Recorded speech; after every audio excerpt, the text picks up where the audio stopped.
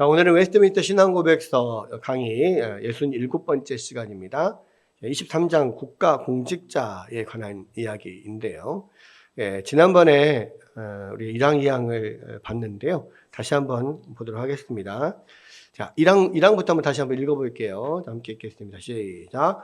온 세상에 지구하시는 왕이요 주님이신 하나님은 자신의 영광과 공공의 선을 위해 자기 아래 국가 공직자들을 세워 백성을 다스리게 하셨다. 그분은 이 목적을 위해 그들에게 칼의 권세를 허락하시어 선한 자들은 보호하고 격려하며 악인들은 징벌하게 하셨다. 그래서 이 국가 공직자라고 하면은 정부 권력, 이렇게 정부 체제, 이런 것들을 이야기합니다. 그래서 하나님께서 이 땅의 어떤 질서와 평화를 유지하기 위해서 하나의 어떤 다스리는 권력, 왕이나 정부나 이런 권력을 허락하셨다라고 하는 것이고, 그것은 이제 선한 사람들에게는 상을 주고 악한 자들, 악을 행하는 자들에게 벌을 줌으로써 나라의 어떤 질서를, 하나님 나라의 어떤 질서를 유지하는 이 역할을 하나님께서 맡기셨다. 그래서 이 모든 정부 체제들은, 정부 권력은 하나님으로부터 왔다라는 이야기를 했고요. 근데 그 하나님으로부터 왔다고 하는 것이 하나님이 직접 어떤 왕을 세운다, 내지는 어떤 정권을 세운다, 이런 이야기는 아니고 그 체제 자체가 그러한 체제를 통하여서 이 땅을 다스리게 하신 것이 하나님의 섭니다. 이제 이런 이야기입니다.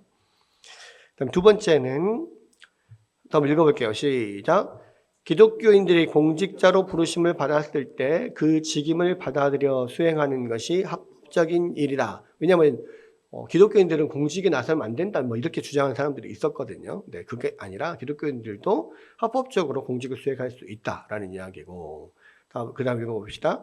그들은 그 직임을 수행할 때 각 나라의 건전한 법에 따라서 특별히 경건과 정의와 평화를 유지해야 할 의무가 있기 때문에 신약시대인 지금 정당하고 필요한 경우에는 그 목적을 위해 전쟁을 합법적으로 수행할 수 있다.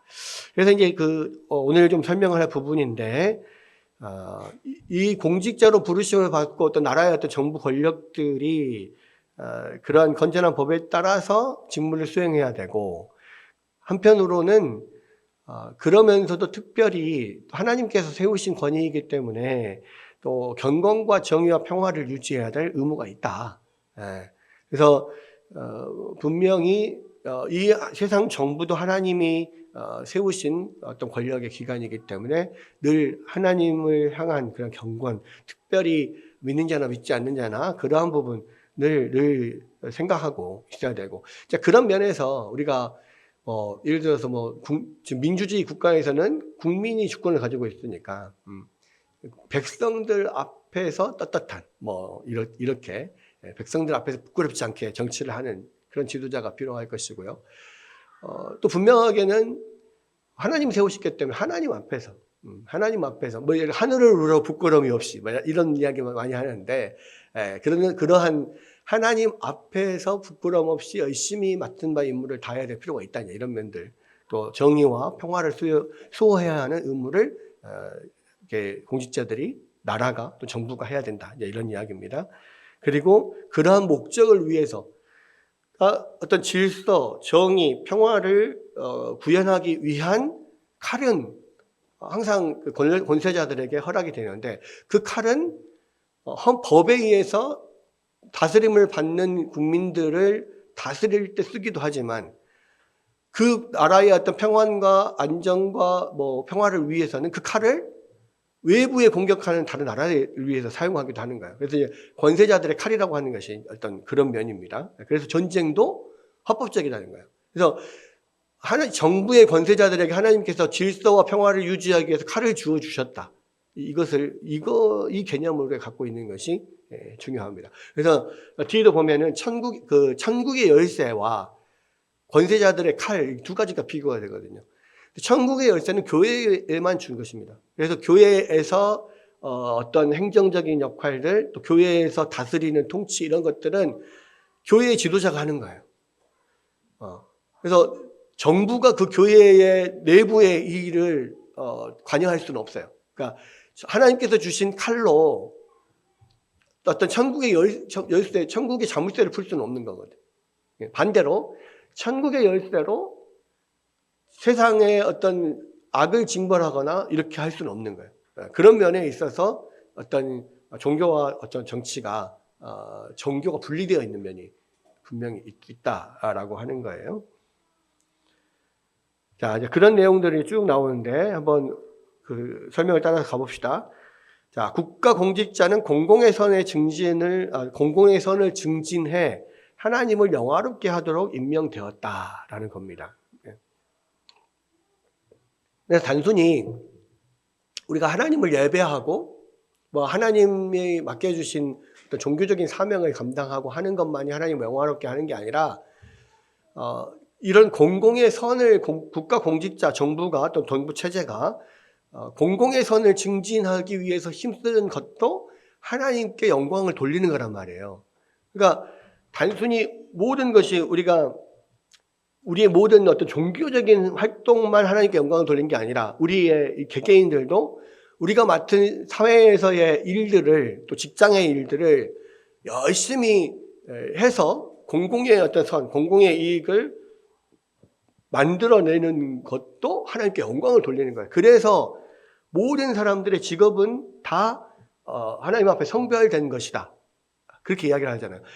그냥 교회를 섬기는 일만 하나님 앞에 거룩한 게 아니라 우리 개개인이 기독교인들이 모든 사람들이 이 나라의 이 땅에서 어떤 직업을 갖고 일하는 모든 직업이 다 하나님을 영화롭게 한다는 거예요. 왜? 그 직업이라고 하는 결국은 뭐예요? 두 가지인데 하나는 내가 먹고 살기 위한 수단이지만 또 하나는 이 사회를 위해서 내가 공공의 어떤 선을 제공하는 거잖아요. 공공의 이익을 만들어내는 것이 직업이거든. 그렇잖아요. 그냥 내가 열심히 일해서 돈을 벌고 나만 먹고 사는 것으로 사실 직업이라는 게 끝나는 게 아니잖아요. 그런 면에서 모든 직업은 다 거룩한 것이다. 그것을 또 열심히 하는 것이 하나님 앞에 영화롭게 하는 것이다. 이와 마찬가지로 공직도 그렇다는 거예요. 국가 정부의 일도 그것을 통하여서 하나님이 창조하신 이 세상의 질서와 평안을 유지하는 일이기 때문에 그 일을 열심히 해서 공공의 선을 만들어내는 것이 하나님께 영광을 돌리는 것이다. 그래서 우리가 그냥 직장 일은 따로, 직장 일은 세속적인 거, 교회 일은 거룩한 거, 이렇게 이분법으로 생각할 수 없다. 그것은 공직도 마찬가지다. 그런 이야기입니다. 그래서 믿는 사람들이 하나님 앞에 선하게 열심히 자기의 직업을 열심히 하는 것도 하나님 앞에 영광을 돌리는 것이지만 안 믿는 사람이어도 자기에게 주어진 임무를 잘 감당하는 것 자체가 하나님을 기쁘시게 하는 면이다. 그것은 분명히 있다. 그렇다고 해서 그것으로 그 사람이 구원받지는 못해요. 그러니까 이제 그러한 구원에 관련된 부분이 있고 또 이 창조 세계에 관련된 부분이 분명히 있단 말이에요. 그래서 나눠져 있지만 그럼에도 불구하고 창조 세계도 하나님 만드신 세계고 그 안에서 열심히 뭔가를 일하는 것도 하나님께 영광을 돌리는 면은 분명히 있다. 이런 면들을 지금 이야기를 합니다. 그래서 사도 바울은 공직에 대해서 하나님의 사역자가 되어 내게 선을 베푸는 자니라 이렇게 이야기합니다. 그러니까 공직자들을 정부를 하나님의 사역자다 그렇게 이야기를 해요.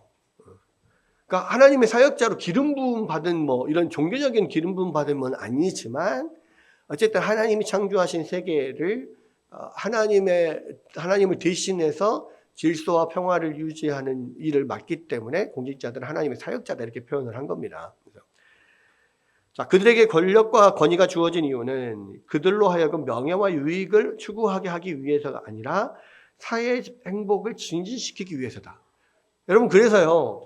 공직자로서 공공의 이익이나 나라의 유익을 위해서 국민의 유익을 위해서 일하지 않는 사역자들은 다 배임자들인 거예요. 그러니까 자기의 사역을 위해서 일을 한다.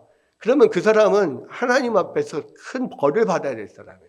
그럼 물론 국민들 앞에서도 1차적으로 벌을 받죠. 그러니까 지금 뭐 탄핵도 당하고 뭐 이런 사단이 나는 거잖아요. 왜 그렇습니까? 그러니까 배임이라는 게 그런 거잖아요. 공공의 책임을 맡은 사람이 그 공공의 책임을 다하지 못하고 사익을 추구할 때 배임이 되는 거거든요. 그러면 공직자도 마찬가지인데 기업인들도 사실은 기업인들도 자기 이익만 위해서 사는 게 아니잖아요.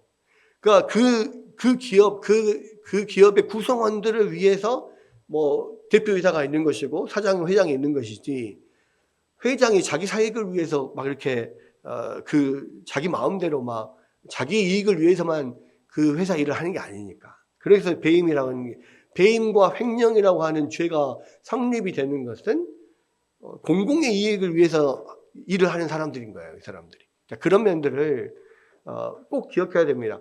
공직자들에게 제일 중요한 것은 뭐냐? 그들은 공익을 위하여 부름을 받았다는 거예요. 그래서 사익을 추구하면 안 돼. 이게 굉장히 중요한 내용이에요. 공공의 선을 증진할 때 하나님이 영화롭게 된다. 하나님을 영화롭게 하도록, 공공의 선을 증진해서 하나님을 영화롭게 하도록 임명받았다. 이게 굉장히 중요한 개념입니다. 특히 선한 자들을 보호하고 격려하며 악인들을 징벌하기 위해서 부르심을 받았고, 이것이 정부 제도의 목적이기 때문에 가장 나쁜 정부의 경우에도 어느 정도는 이 목적에 이바지할 수가 있다. 그래서 무정부보다는 악한 정부라도 정부가 있는 게 낫다는 거예요. 네. 정부 체제 자체가 사회의 공공의 안녕을 유지하기 위해서 만들어진 제도니까, 이게 만들어져야만 이 사회가 어떤 유지가 되는 거거든요. 근데 그 정부가 악한 정부여서 공익을 잘 추구하지 않고 자꾸 사익을 추구하고 막 이렇게 한다 해도 아예 없는 것보다 낫다는 거예요. 제로보다는 20점이라도 맞는, 그러니까 빵점 맞는 것보다는 20점 맞는 게 낫다는 거예요. 뭐 100점짜리 뭐 90점짜리 뭐 그런 정부가 아니어도, F학점을 맞아도, 그래도 빵점보다 낫다. 이게 이제, 그래서 가장 나쁜 정부에도 이 목적에 어느 정도 이바지할 수 있다. 이런 이야기입니다. 그러나 통치자들이 독재를 일삼고 국가의 자유와 특권을 침해하거나 억압할 경우에는 이 제도가 심하게 퇴락할 수가 있습니다. 그래서 우리가 또 지도자들을 잘 뽑아야 될 이유가 있어요. 이런 것들. 그래서 철저하게 공공의 유익을 위해서 열심히 일할 수 있는 사람들을 뽑는 것이 제일 필요하고, 뽑아놨으면 어쨌든 그 사람들을 위해서 최선을 다해서 기도하고 잘 다스릴 수 있도록 협력하고, 이런 면들이 중요한 거죠. 그다음에 그럴 경우 이제 이렇게 공공의 안녕이나 질서를 유지하고 공익을 위해서 일하지 않고 자꾸 사익을 위해서 자기 마음대로 하면, 그럴 경우에 이 악을 제거할 권한이 국민에게 주어져야 하고, 그것이 참된 자유의 핵심 원리다. 그래서 이제 이게 지금 배경을 생각해 보세요. 웨스트민스터 신앙 고백서가 만들어진 배경이 결국은 영국 상황에서, 나라에서, 국가에서 자꾸 종교를 탄압하고 종교의 그 위에 국가가 있어서 자꾸 조종하려고 하고 막 이러잖아요. 그러다 보니까 이제 이런 면들이 어떤 신앙 고백서가 사실 만들어졌고, 결국에는 이게 청교도 혁명까지 일어나죠. 왜? 자꾸 이제 왕이 어떤 국민의 자유를 탄압하고 어떤 신앙의 자유를 탄압하고 이런 식으로 가니까 결국에는 그 정부를 국민들이 일어나서 징치하는 그런 청교도 혁명까지 사실은 일어나게 되는 건데, 그런 면에서 이제 우리가 어찌 보면 뭐 탄핵이 이루어지거나 뭐 이런 것들도 같은 측면이죠. 그러니까 탄핵이 이루어졌을 때 보십시오. 왜 탄핵이 이루어집니까? 공익을 위해서 일을 열심히 해야 되는데 공익을 위해서 일하지 않아. 사익을 위해서 이 사람들이 자꾸 뭔가를 이렇게 하려고 해. 그러니까 이러다 보니까 문제가 되니까 탄핵이 되는 거잖아요. 그래서 이런 면들을 우리가 분명하게 알고 있어야 된다. 그리고 그런 국가 공직자들 그 직 자체가 하나님이 주신 것이라고 하는, 하나님이 만드신 제도이기 때문에 하나님 앞에 하늘을 우러러 한 점 부끄러움이 없이 일을 하는 것이 공직자들에게 필요한 거란 말이에요. 그들이 하나님 믿지 않든 간에. 그런 면들을 우리가 꼭 생각해야 됩니다. 그래서 공직을 내가 나간다 그랬을 때 철저하게 그 부분을 우리가 이 마음을 두고 있어야 돼요. 그다음에 이제 세 번째는 기독교인이 공직자의 직임을 수행하는 것은 합법적인 거다. 왜냐하면 이 당시에 기독교인과 세상 나라와 교회를 완전히 분리해서 세상 나라의 권세에 기독교인들이 참여하면 안 된다라고 생각하는 사람들이 있었거든. 그래서 그런 두 도성, 뭐 어거스틴의 그 두 가지 도성 이야기, 이 두 가지 도성의 이야기들 통하여서 결국 완전히 그냥 분리된 그런 나라로 생각하는 사람들이 있었단 말이에요. 그래서 아예 국가 공직이나 이런 건 하면 안 된다고 생각했는데 그것은 성경적으로 맞지 않다. 그것을 지금 이야기를 하는 겁니다. 왜냐? 구약시대나 신약시대는 똑같이 공직에 나아간 많은 크리스찬들이 있었단 말이에요. 그러니까 구약시대는 당연히 다윗이나 요시아나 히스기야나 그런 왕들이 하나님의 마음에 합한 자를 하나님께서 왕으로 세우시잖아요. 그렇죠?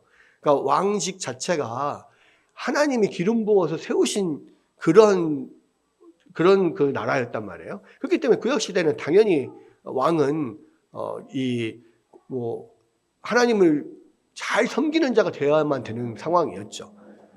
그러니까 뭐 구약 시대는 당연한 것이고, 신약 시대 같은 경우도 공직을 수행하는 경우들이 많이 있었고 또 공직을 수행할 수 있었다는 말이에요.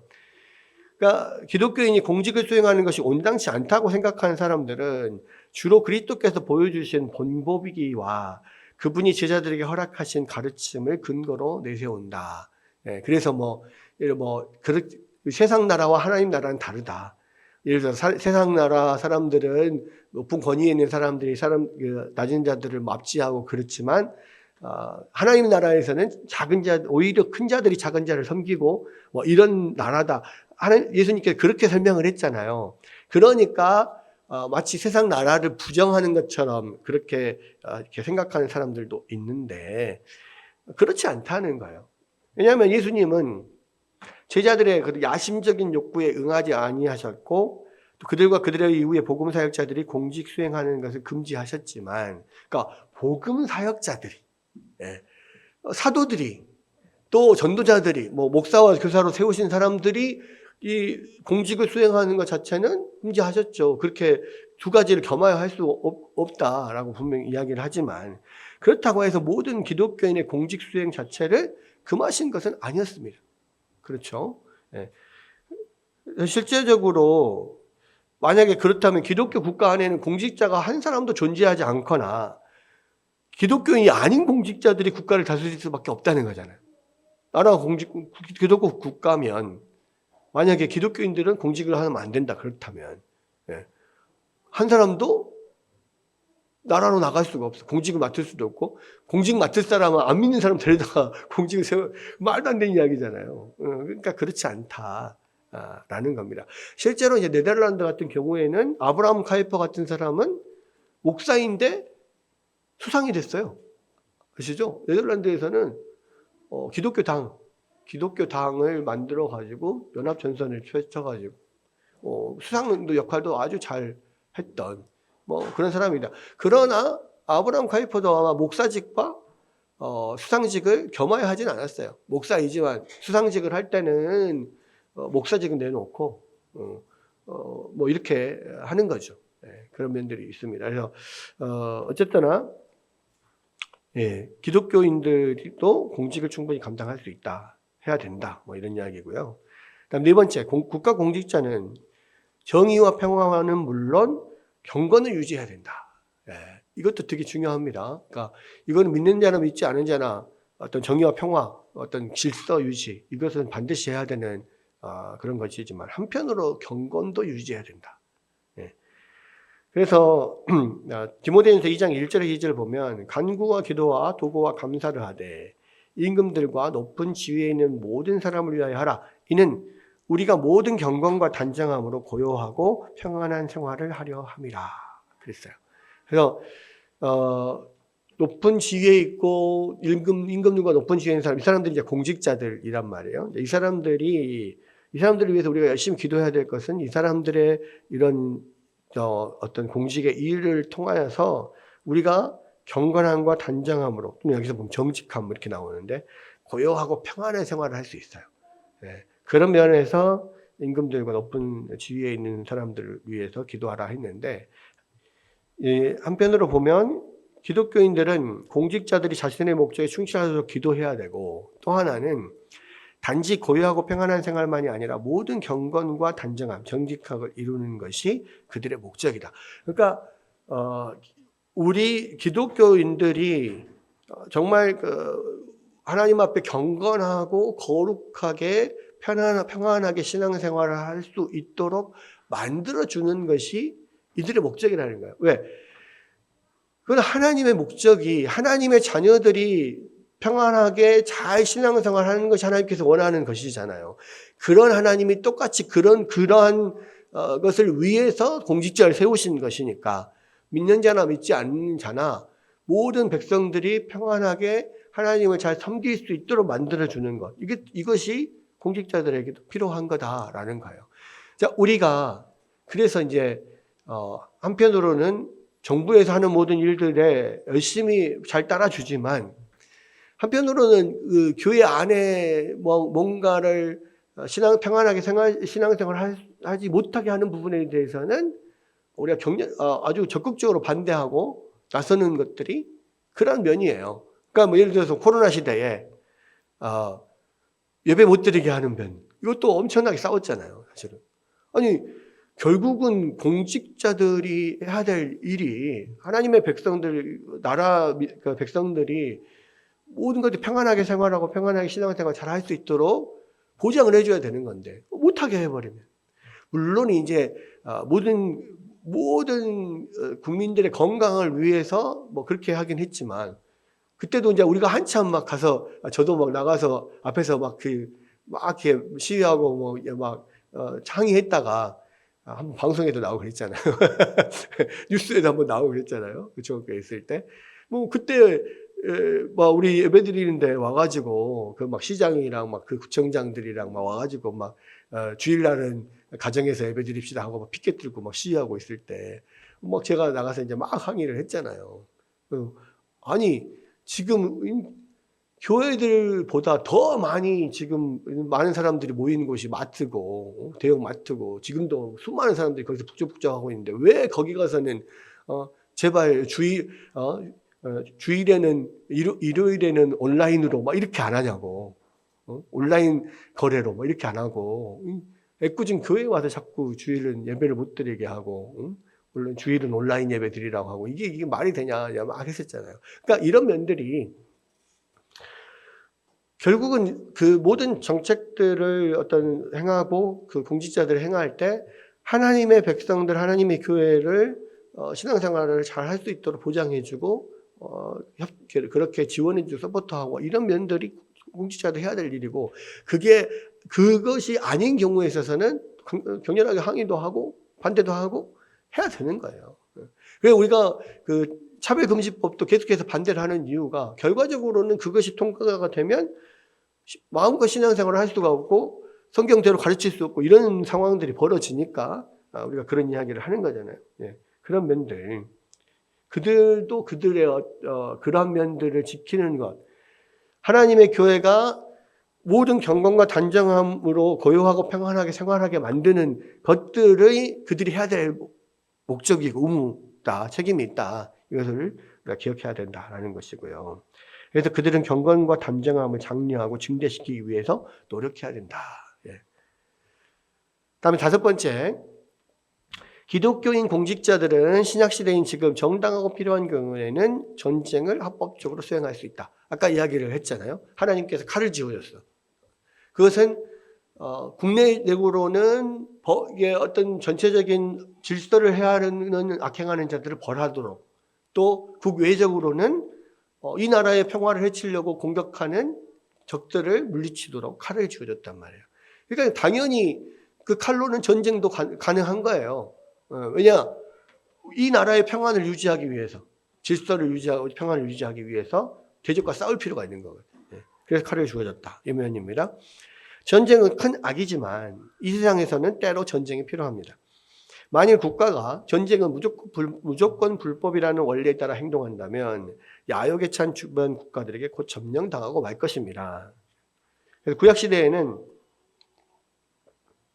하나님의 분명한 명령에 의해서 전쟁이 종종 수행되었고요. 신약 시대에도 국가 공직자들은 전쟁을 수용하는 것이 합법적이라는 것을 보여주는 다양한 상황이 존재합니다. 그러니까 여러 가지가 있는데 세례요한 같은 경우 세례요한에게 세례를 받으려고 오는 군인들에게 뭐라고 이야기했냐면 사람에게서 강탈하지 말고 거짓으로 고발하지 말라 이렇게 말을 했을 뿐 그들의 직업을 포기하라 이렇게 말하지 않았단 말이에요. 전쟁이 필요 없어. 전쟁을 하면 안 되면 군인도 필요 없거든요. 근데 군인들에 대해서 야, 네가 군인으로서 전쟁을 하고 전쟁을 하는 것은 불법이다. 이렇게 말하지 않았단 말이에요. 또 실제로 보면 사도행전에서 교회에 들어온 최초의 이방인 회심자는 백부장. 이탈리아, 그때 로마 군대 백부장. 예, 고넬료잖아요. 그죠? 근데 그 고넬료에게 세례를 받으라고 했어도 군대 백부장을 그만둬라 뭐 이런 말 안 했단 말이에요. 그죠? 그죠? 베드로는 그에게 세례를 베풀면서 로마 군대의 직책을 버리라고 요구하지 않았어요.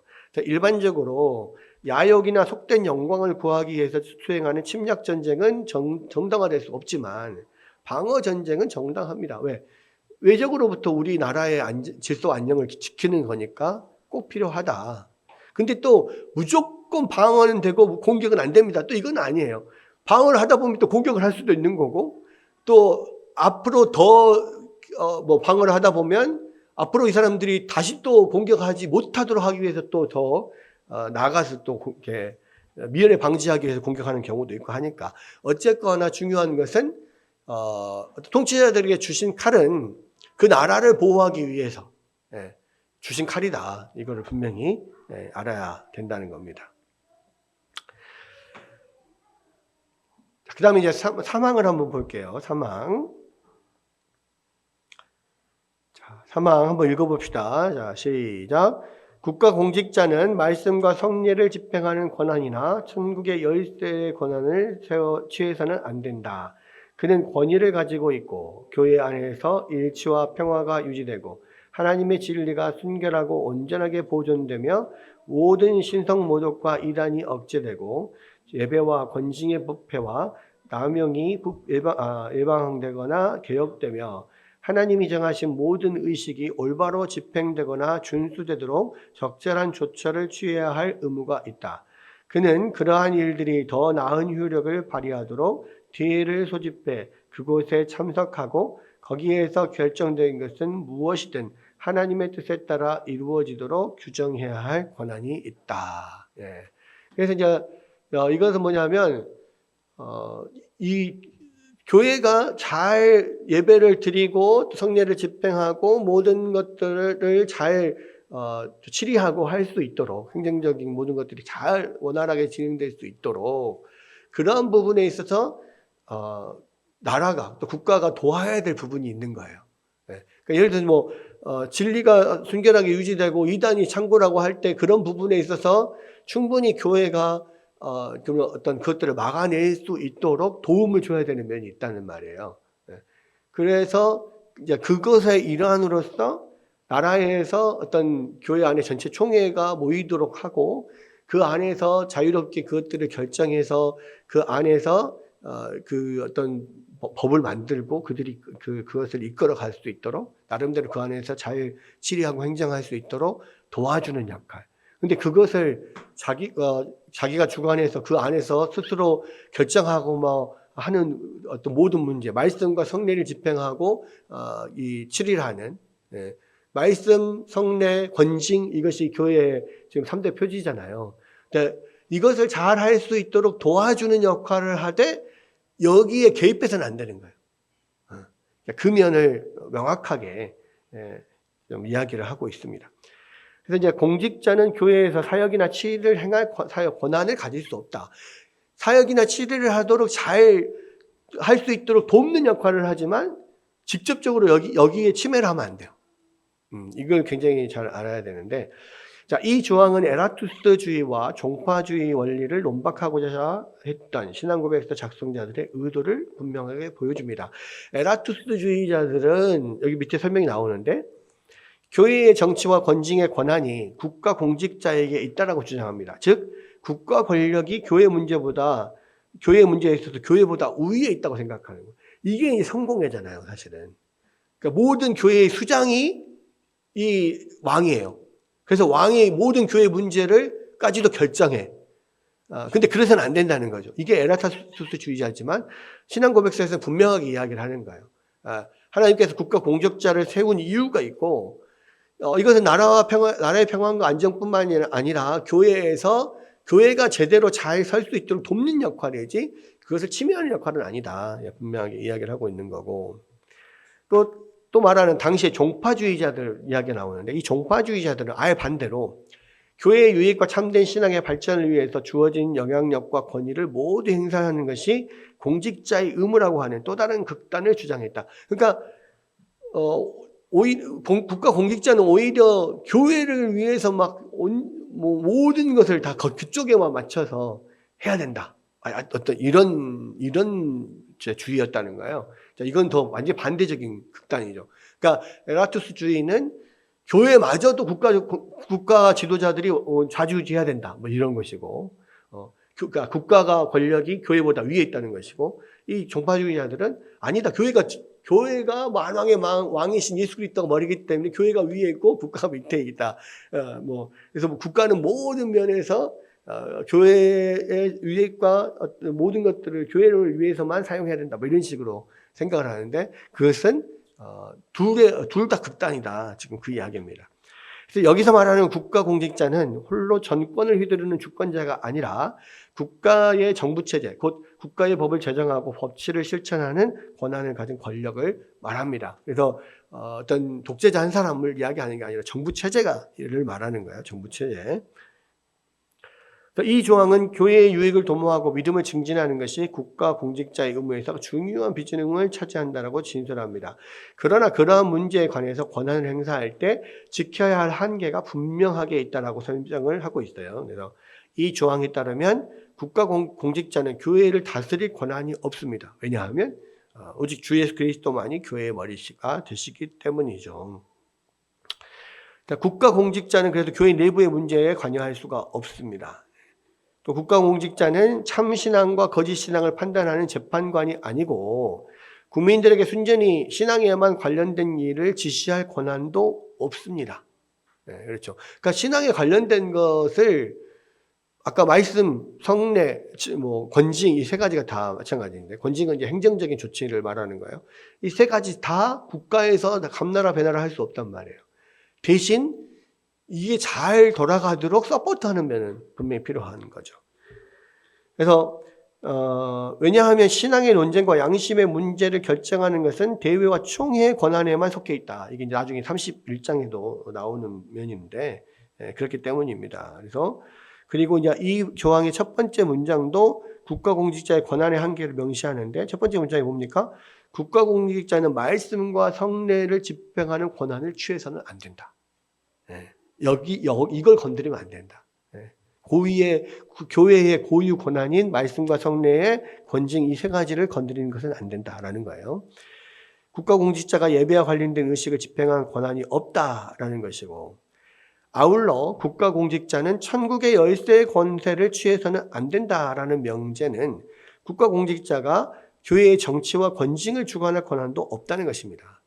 그러니까 말씀과 성례는 예배에 관련된 것이고, 그다음에 천국의 열쇠라고 하는 것은 권징에 관련된 거예요. 권징과 행정에 관련된 거, 정치 행정 여기에 관련된 거. 그래서 이것도 역시 국가공직자가 또 나라 정부가 개입해서는 안 된다. 자, 이런 거예요. 여기까지 오늘은 준비를 했습니다.